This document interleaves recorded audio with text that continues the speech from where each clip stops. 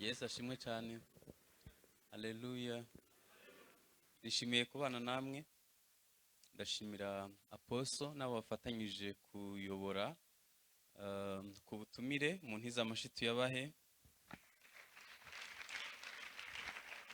Nifuza ko dusoma Yesaya 62 umurongo wa 6. Yesaya 62 umurongo wa 6. Yesaya 62 umurongo wa 6 niyo topic dufite. Aravuga ngo yewe Yerusalemu nshize abarinzi ku nkike zawe, ntibazaceceka ku manywa na nijoro, yewe abibutse Uwiteka ntimugatuze. Amen.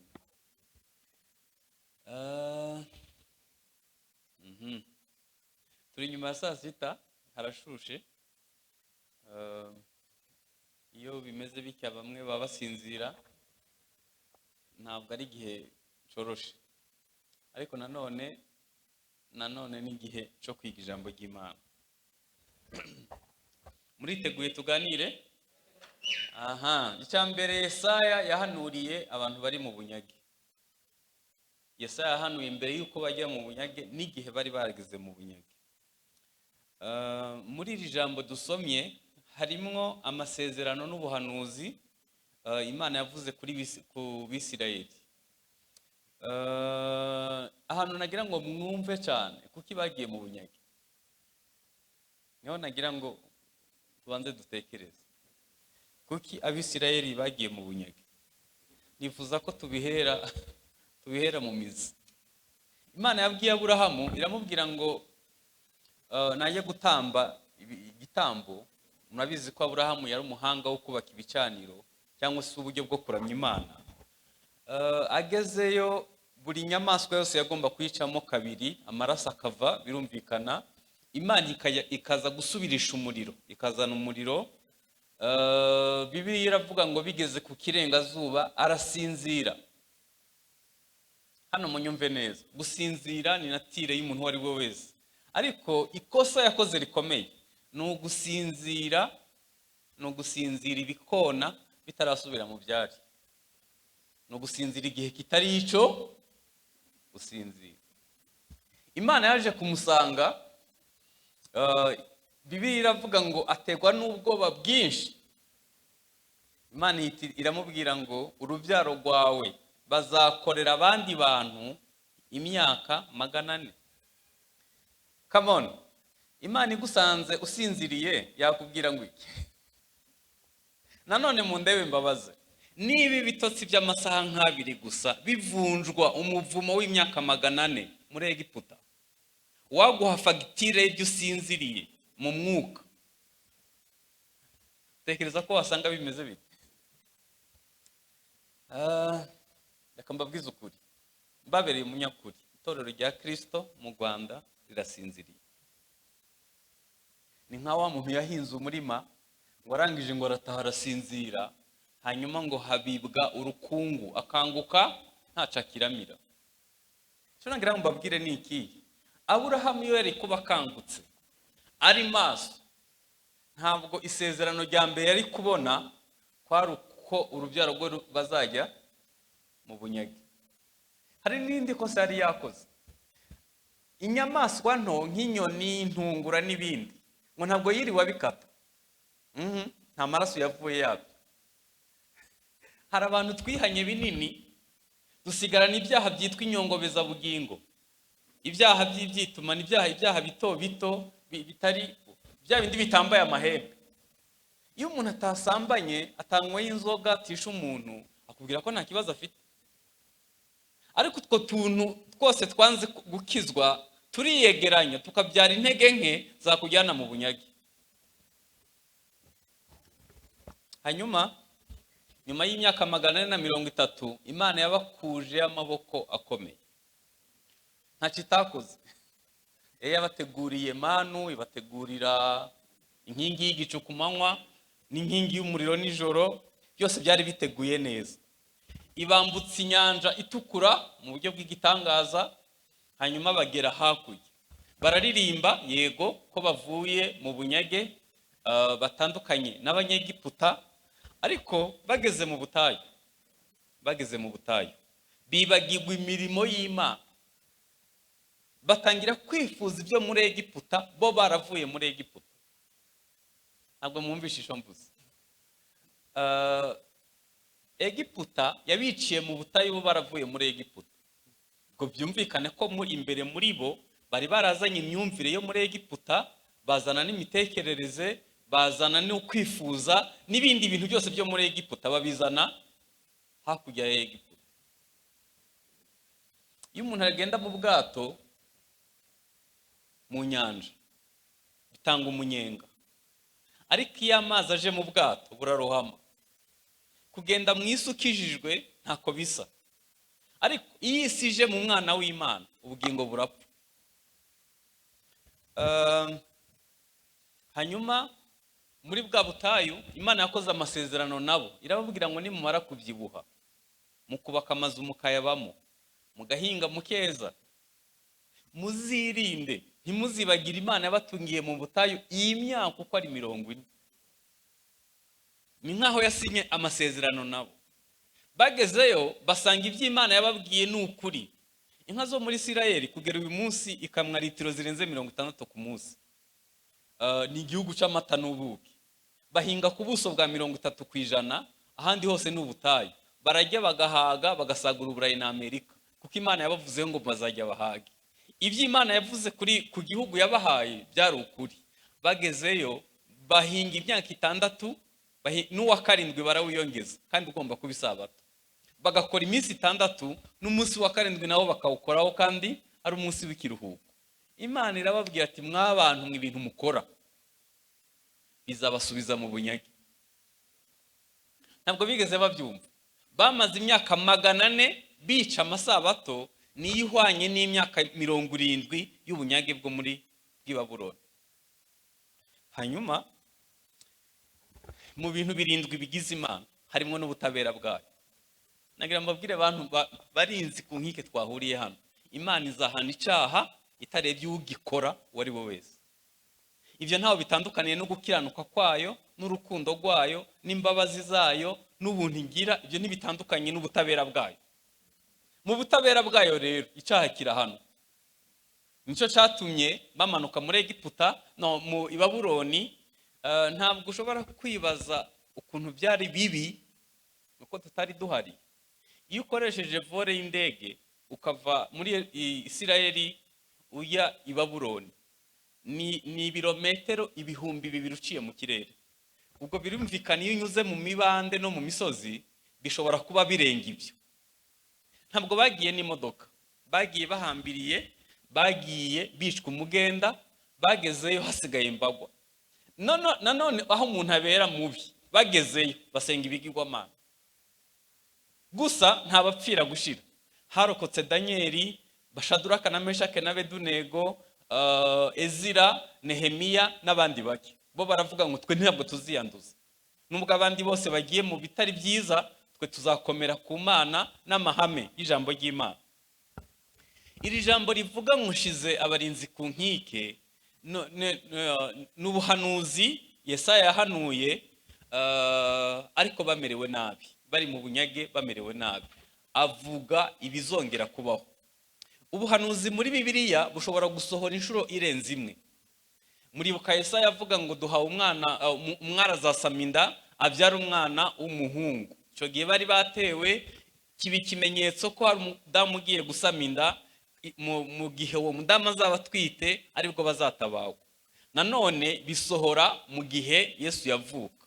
Byongera gusohora Isirayeli ibona igihugu. Bizongera binasohore nanone. Ubuhanuzi busohora inshuro zirenze imwe. Mu buhanuzi rero Imana yavuze kuri Isirayeli, twasomye guhera ku murongo wa 6. Nubona umwanya uza guhera ku murongo wa 1, uraza kubonamwo amasezerano 7 yasezeraniwe Abisirayeli bakiri mu bunyage. Isezerano rya mbere riravuga ngo gukiranuka kwa Isirayeli cyangwa se gukiranuka kwa Yerusalemu kuzatangaza nk'umuseke, n'agakiza kaho kakamera nk'itabaza ryaka. Rimwe mu masezerano ntekereza ko dukeneye kimwe n'Abisirayeli ni iri sezerano. nuko gukiranuka kwaho kwakongera gutambika. Beneda mbabereye umunyakuri, gukiranirwa kuri kugenda gusimbura gukiranuka ku buryo kubona umukiranutsi ari nk'igitangaza. Umushumba umwe yari afite umukire mu rusengero, arangije aramubwira ngo uzanshakire umuntu utiba azaze mushire ku mafaranga andi ancungira amafaranga. Umushumba azengurutsa ubwonko mu bakristo afite ibihumbi, ashakamo umuntu utiba aramubura. Aramubwira ngo boss, ngo ntabwo nifuza kuzagirana ikibazo nawe, ngo nta muntu nzi utakwiba, ngo icyo akora nabona uwiba make. Aravuga tumva n'uwo wiba make wase uzamunzanire. niba uwo muntu wizeye kuri icyo kigero byibuze uzamunzanire. Yarashatse kuvuga iki? Yarashatse kuvuga ko kubona umukiranutsi.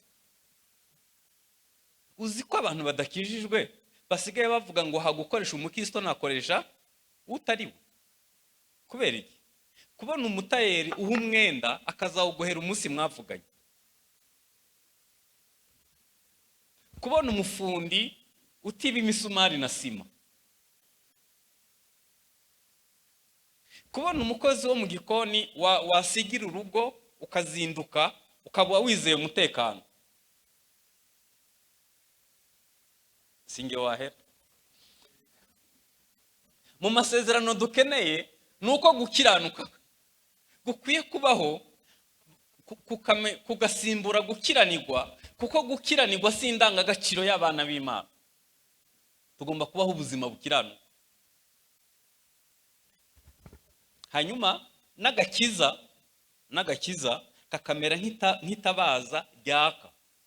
Abisirayeli hari amagambo 4 cyangwa 5, sinshaka kuyavugaho yose, kuri bo asobanura kimwe. Ni shalom, amahoro, n'agakiza, ni umutekano. Reka ndeke kuyavuga yose. Icyo nashaka kuvuga ni iki? Iyo bavuze shalom iwabo, bisobanuye ngo ubanye neza n'Imana mu mwuka, amarangamutima ntakomeretse, ubwenge bukora neza, ufata ibyemezo bizima, kandi no mu mubiri ufite ibihagije. Iyo bavuze ngo agakiza kazaba inzitiro, bihera imbere muri wowe bikaza mu bugingo no mu mubiri, kandi igihugu kikaba gifite umutekano. Nko muri iki gihe bamaze igihe mu ntambara, ntabwo bashobora kuvuga ijambo agakiza iwabo. Kuri wa agakiza bizagira igisobanuro igihe bazaba bafite umutekano impande zose.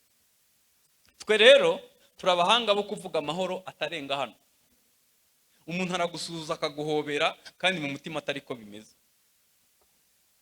Umuntu araseka juste igitwenge kitarenga hano. Ntabwo dukwiye kubaho ubwo buzima. Hari igihe agakiza kazaba inzitiro. Haleluya. Umuntu akagendana agakiza kageze mu bice byose by'ubuzima, katari uruhande rumwe. Isezerano rya kabiri nuko amahanga azabona gukiranuka kwawe. Amahanga azabona gukiranuka kwawe, n'abami bose bazabona icyubahiro cyawe. Uzitwa izina risha rihimbwe n'Uwiteka. Hari ibintu Imana ikora bikaba atari ibintu bihishe. Urabona hari ukuntu tuvuga ngo Imana ibana natwe mu mwuka, kandi hari igihe Imana itazakora ibintu biri mu mwuka gusa.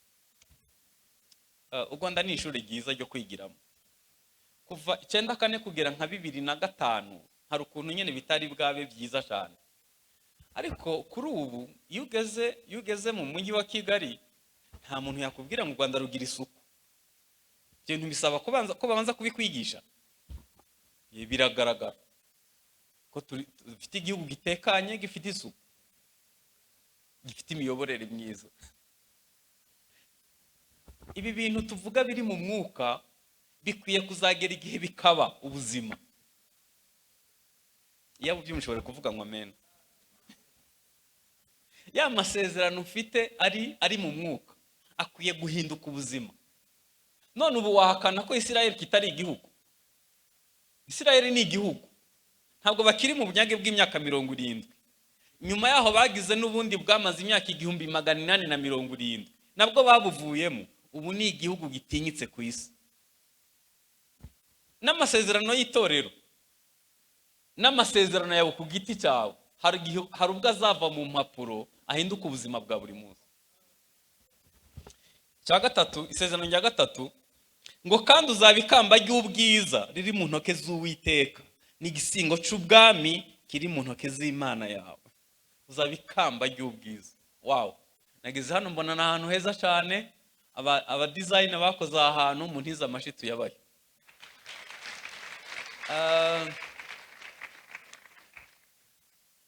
Ibyo aribyo byose ahantu ni heza, kiretse udafite amaso yo kubibona gusa, ariko ahantu ni heza. Wizera ko hari igihe wowe uzaba uri ikamba ry'ubwiza mu ntoke z'Imana? Abantu benshi bagendana ibintu biziho, umubabaro utaravuwe, bagendana ibintu bitari mu ubwiza.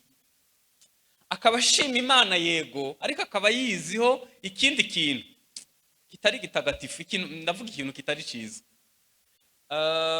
Nahoze ntekereza ubushize, Imana yagize neza kwihisha, kubera ko yiza kuyihagaragara. Bamwe bari kuyirasa, abandi nabo bari kuyijyana mu rukiko, ubu bigeze kure yisobanura. Kubera ko abenshi bafite ibibazo, umwe avuga ati kuki nabaye muremure, undi akavuga ngo kuki ndi mugufi, undi akavuga kuki nanutse, undi akavuga kuki mbyibushe, undi akavuga kuki ndi umukene, kuki mu bantu zirenze. Ariko hari igihe tuzaba turi ikamba ry'ubwiza mu ntoke z'Imana. Ikindi, ntabwo uzongera kwitwa intabwa, uzitwa inkundwakazi. Abantu benshi bahuye no gutabwa mu buzima busanzwe, ntabwo nshaka kuvuga kuri ico gikomere, mu bikomere bimwe mu bwoko bw'ibikomere bugoye kuvura, ni igikomere cyo gutabwa. Iyo umuntu atagize urukundo rwa papa we, biramugora gusenga ngo data wa twese uri mu ijuru. Ariko nubwo wahuye no gutabwa, nubwo wahuye no kutakirwa, no kudahabwa agaciro, no gutereranywa, hari igihe uzitwa inkundwakazi.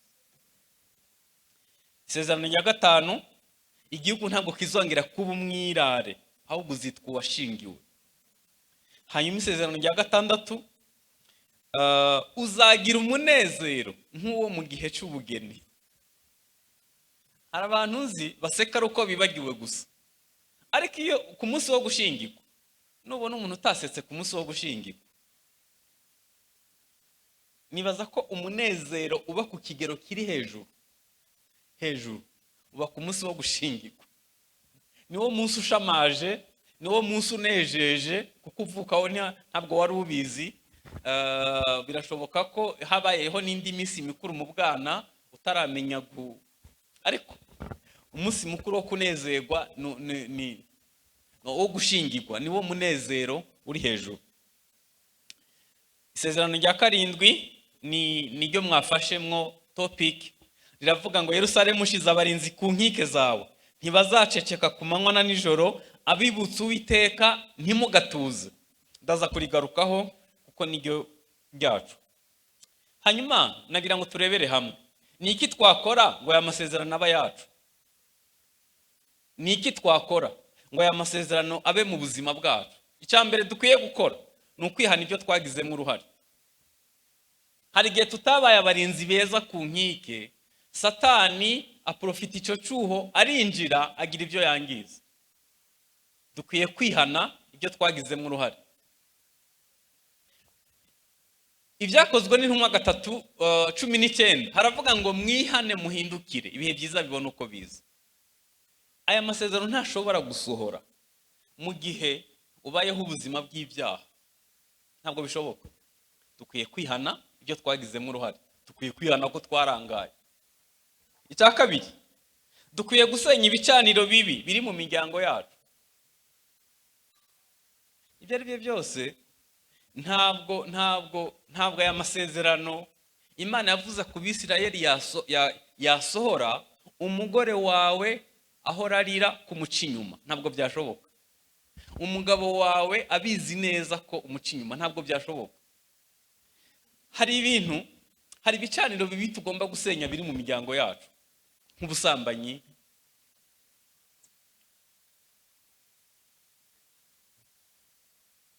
kubesha, ubwibone. Mutekereza ko amasezerano ashobora gusohora imfubyi zo muri twe zirira? Ese abapfakazi b'iwacu bafashwe bate?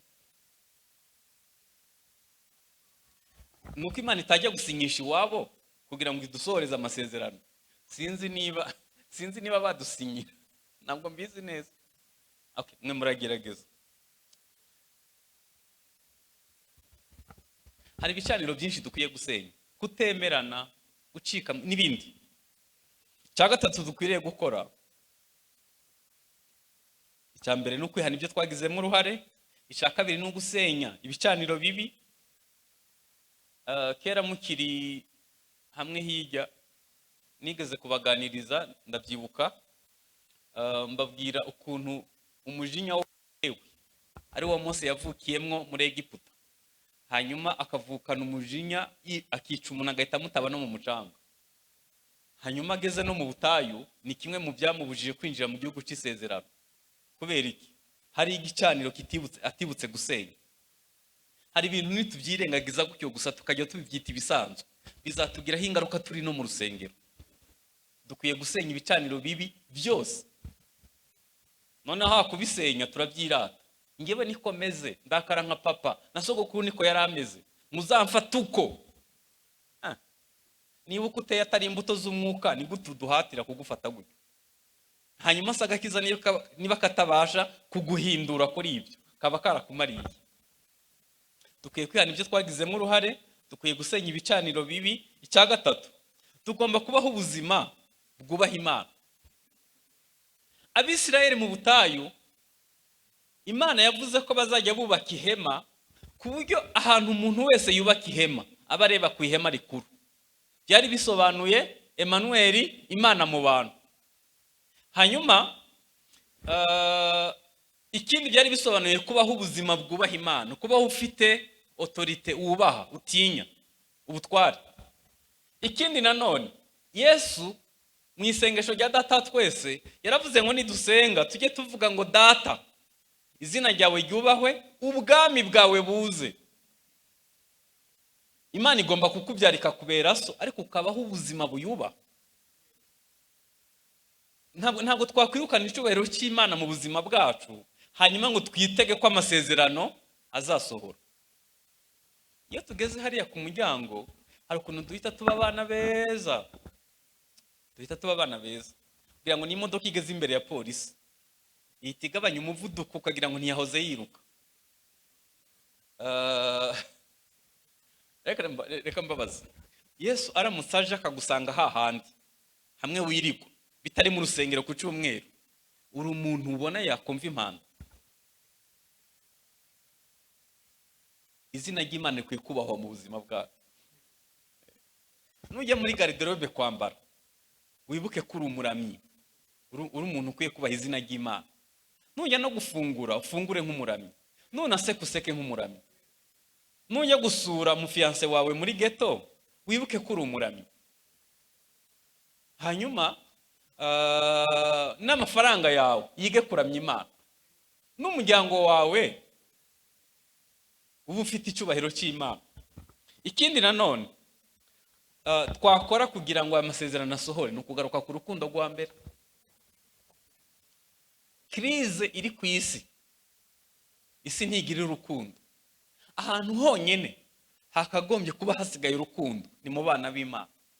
Ariko naho Yesu avuga ibimenyetso bizagaragaza kugaruka kwe, yaravuze ngo urukundo rwa benshi ruzakonja.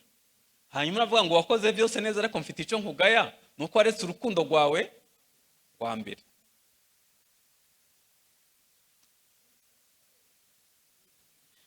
Isi abantu baburiye urukundo mu muryango, bakaburira urukundo mu isi, bakwiye kurusanga hano. Murebe uko tungana uku, twese dukoze ishirahamwe ryo gukundana. Mbega ukuntu twahinduza abantu urukundo bigashoboka. Ikindi twakora ngo aya masezerano asohore ku buzima bwacu, ni ugukora imirimo myiza izaduherekeza. Bibiliya iravuga ngo bakundwa, mukomere mutanyeganyega, murushaho iteka gukora imirimo y'umwami, kuko umuhati wanyu atari ubusa. Paulo yaravuze ngo ndashimira Kristo Yesu yabonye ko ndi uwo kwizerwa akangabira umurimo we. Yesu yaravuze ngo umuntu nankorera nkurikire kuko aho ndi n'umukozi wanjye ariho azaba. Umuntu nankorera data azamuha icyubahiro. Abantu bamaze gucika intege mu gukorera Imana ku kigero giteye ubwoba. Tekereza ko abantu benshi mu rusengero n'abakonsomateri. Araza bakamusengera, bakamuririmbira, bakamuhanagurira intebe, bakamushyiramo klimatizeri, ibintu byose bakabimukorera, agakonsoma agataha. Neje akazagaruka umwaka ugashira ukibaza ahantu n'umushitsi, n'umuviziteri cyangwa n'umwana mu rugo. Hano nta wubashwe kuruta abandi, umukuru akwiye guseriva bato. Ariko hari ukuntu nyene byereka mbere iki Beneda buri wese yandikisha ku izina rye. Uko wavuye mu nda ya mama uri wenyene niko uzahagarara imbere y'Imana uri wenyene. Buri wese yandikisha ku izina rye, abitsa kuri konte ye. Hanyuma iminsi uzamara inaha ntabwo tuzi uko ingana. Hahirwa abantu bapfira mu mwami. Imirimo izagenda ibaherekeje. Imana nikongera umunsi umwe wo kubaho ibigira ngo ukore imirimo. Ushaka amakamba azaguherekeza. Ariko abantu bamaze gucika intege. Turabahanga ku buryo umuntu amanura intoke mu mufuka akamenya inoti nto na nini atarebyemo. Ariko ntabaturenganya, ni inzara yo munsi y'ubutayu bwa Sahara. Dufite ibirarane by'inzara. Dukwiye gukora imirimo izaduherekeza. Ngiye ntekereza ko iminsi nsigaje kuba hari imyongerano. Iyo nagomba kubaho yararangiye, iyo mbonye nkangutse mu gitondo ndavuga ngo shimwa ko mpaye undi munsi wo gukorera umugisha. Ko ku makamba yanjye mbonye irindi kamba nzambara. Dukwiye gukora imirimo izaduherekeza. Ikindi dukwiye gukora ni ubumwe bw'abana b'Imana. Sinzi uwaturoze gucikamo. Kandi bivuze biri ku isi hose, mu bihugu byose birimwo abantu bo mu karere k'ibiyaga bigari. Sinzi uwaturoze gucikamo ibice. Yesu asengera Yohana 16:17 yaravuze ngo ubahe kubumwe nkuko turi umwe na Data. Niba dukorera ubwami bumwe tugakorera Imana imwe, tukaba twese intego ari kuzana abantu kuri Kristo, ducikamo ibice ngo bigende bite? Hanyuma se niba utinyuka kutemera ab'Imana yemeye, iyo umuntu atemera abandi nawe ntawe umwemera. Icyo biba nisho usarura. Nge guhuza umutima nawe bintwaye iki? Kimwe mu bintu bigaragaza ko itorero rifite ububyutse n'ubumwe bw'abana b'Imana. Abo twahoranye nabahaye ubuhamya, nigeze kuyobora itorero ahantu nahuye n'ikintu kibi pe. Muri iryo torero harimo amakorari 3 badashobora gutizanya umugozi wa synthetizer. Imwe mu ntambara yamvunye yandaje amajoro nukubabwira ko dukora sonorisation imwe mu rusengero. Byandaje amajoro ateye ubwoba. Kubera iki? Nabaririmbyi badashobora gusuhuzanya mu ntoki. Ubahe kubumwe nkuko turi umwe na Data. Reka mbabwize ukuri, abasitari dufite muri gospel ni umugabo n'umugore bemeye guhuza umutima. Niba abasitari dufite muri gospel hano. Hanyuma no muri business umugabo n'umugore bahuje umutima bagakora business hamwe, gutera imbere birihuta. Ariko igihe cyose habuze ubumwe bw'abana n'ababyeyi, habuze ubumwe bw'abashumba n'abakristo, habuze ubumwe bw'abashumba mu murengo umwe, habuze ubumwe mu bizera, ntimutekereze ko ari kure tuzagera. Ntabwo bishoboka. Kuba umwe ni ihame ry'ubwami bw'Imana, gucikamwo n'umugambi wa Satani. Ikindi dukwiye kubaka igicaniro gisha cyo gusenga. Nituba dushaka ko ari amasezerano azasohora, dukwiye kubaka igicaniro gisha cyo gusenga. Bibiliya iravuga ngo abantu bitiriwe izina ryanjye nibasenga bashaka